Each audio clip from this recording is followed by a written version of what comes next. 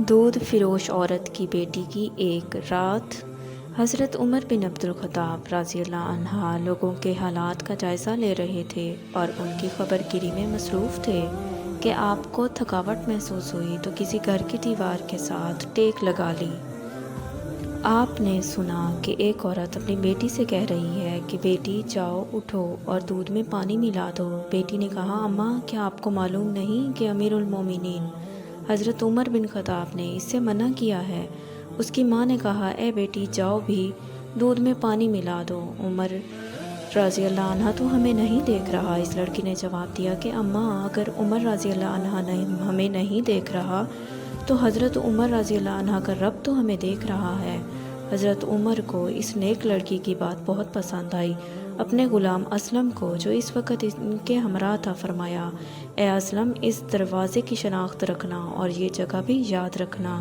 پھر وہ دونوں آگے چلے گئے۔ جب صبح ہوئی تو حضرت عمر نے فرمایا، اے اسلم وہاں جاؤ اور معلوم کرو کہ وہ کہنے والی لڑکی کون ہے اور اس نے کس عورت کو جواب دیا اور کیا ان کے ہاں کوئی مرد نہیں ہے۔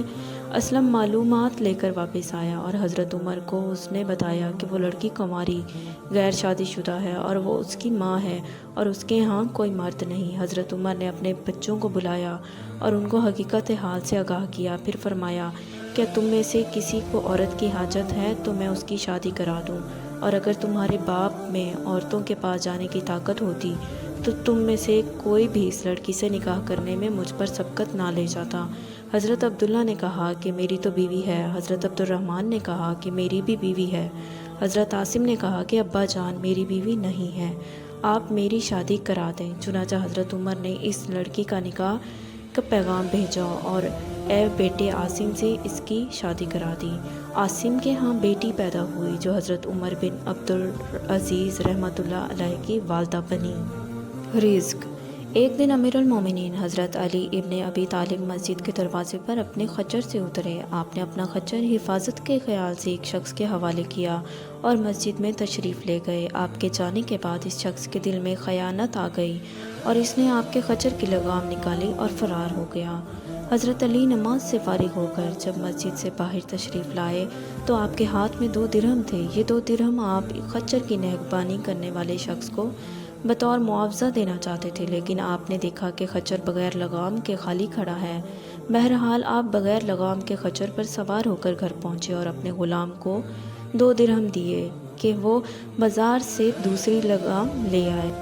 غلام بازار گیا، اس نے وہی لگام ایک شخص کے ہاتھ میں دیکھی۔ پوچھنے پر معلوم ہوا کہ ایک شخص نے یہ لگام 2 درہم میں بیچ گیا ہے۔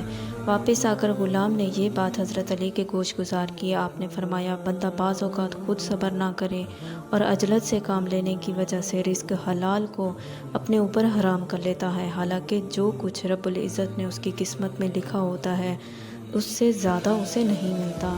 ماں کی دعا۔ حضرت موسیٰ علیہ السلام نے ایک دفعہ اللہ تعالیٰ سے پوچھا کہ جنت میں میرے ساتھ کون ہوگا؟ ارشاد ہوا، فلاں قصاب ہوگا۔ آپ کچھ حیران ہوئے اور اس قصاب کی تلاش میں چل پڑے۔ وہاں دیکھا تو ایک قصاب اپنی دکان میں گوشت بیچنے میں مصروف تھا۔ اپنا کاروبار ختم کر کے اس نے گوشت کا ایک ٹکڑا کپڑے میں لپیٹا اور گھر کی طرف روانہ ہو گیا۔ حضرت موسیٰ علیہ السلام نے اس قصائی کے گھر کے بارے میں مزید کچھ جاننے کے لیے بطور مہمان گھر چلنے کی اجازت چاہی۔ گھر پہنچ کر قصائی نے گوشت کو پکایا، پھر روٹی پکا کر اس کے ٹکڑے شوربے میں نرم کیے اور دوسرے کمرے میں چلا گیا جہاں ایک نہایت کمزور بڑھیا پلنگ پر لیٹی تھی۔ قصاب نے بمشکل اسے سہارا دے کر اٹھایا اور ایک ایک لقمہ اس کے منہ میں دیتا رہا۔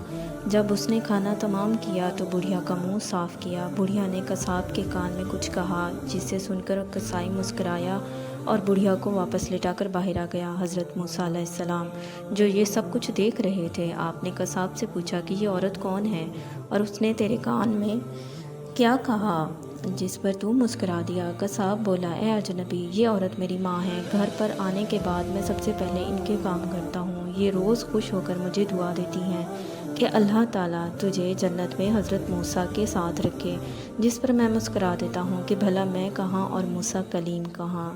بس آپ سے ایک درخواست ہے کہ اگر آپ نے سبسکرائب نہیں کیا تو سبسکرائب کر کے اس نیک کام میں میرے ہم سفر بن کر میرے اور اپنے لیے اچھائی کا باعث بن کر صدقہ جاریہ بنیں۔